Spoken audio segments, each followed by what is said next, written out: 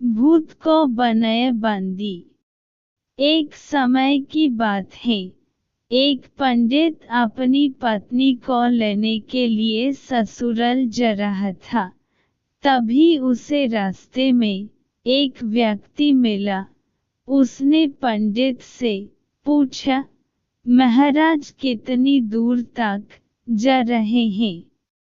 पंडित ने कहा कि मैं अपनी पत्नी को ससुराल से लाने जा रहा हूँ। हिरनी से उस व्यक्ति ने पंडित से कहा कि आप पितृपक्ष में पत्नी को लेने के लिए जा रहे हैं। क्या आप जानते नहीं हैं कि इस महीने में किसी तरह का शुभ कार्य नहीं किया जाता?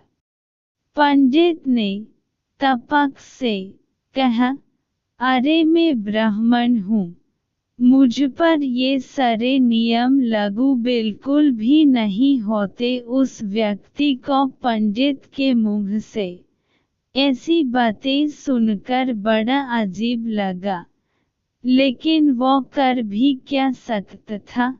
वो चुपचाप वहां से निकल गया। पंडित भी अपने रास्ते की ओर चलते चले गए और कुछ देर बाद ससुराल पहुँचे। वहां पहुँचते ही उनका खूब आदर सत्कार हुआ, लेकिन लड़की वालों ने भी पितृपक्ष में बेटी को घर से ससुराल भेजने से मना कर दिया। ब्राह्मण भी मानने वालों में से थे नहीं।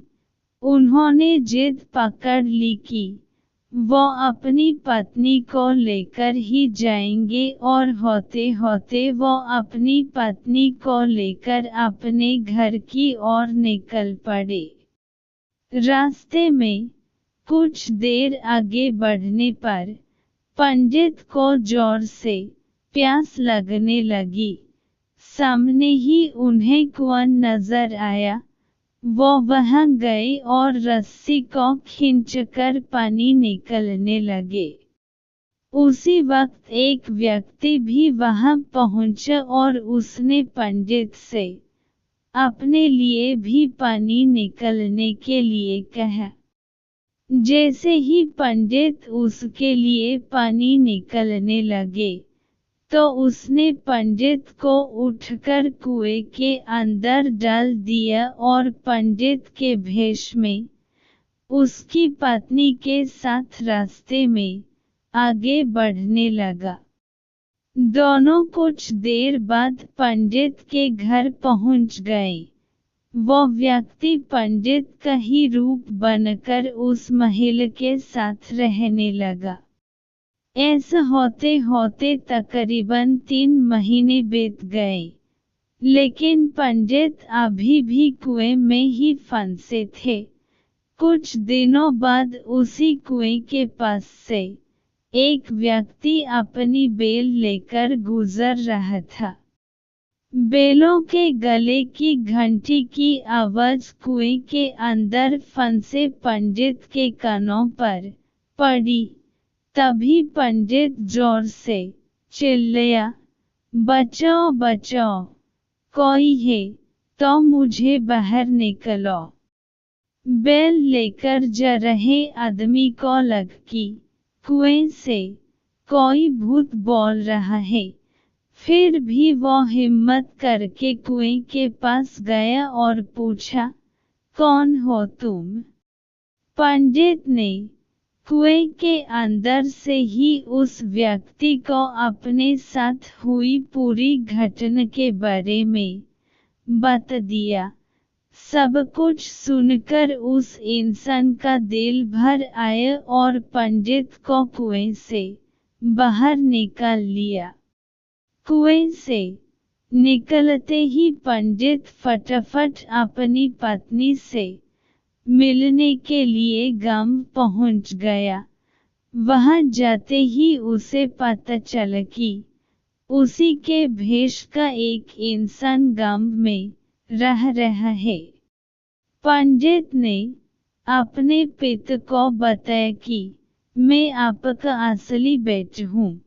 इसने मुझे कुएं में धक्का मार दिया था और मेरा रूप लेकर यहाँ आ गया है।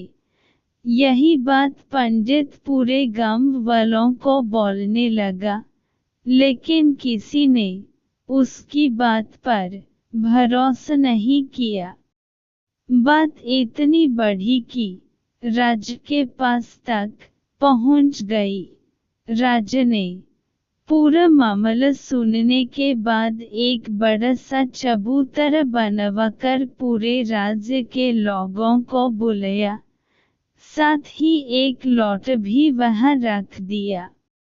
जब सभी लोग वहां पहुंच गए, तो राजा ने दोनों से पूछा, तुम में से असली पंडित कौन है?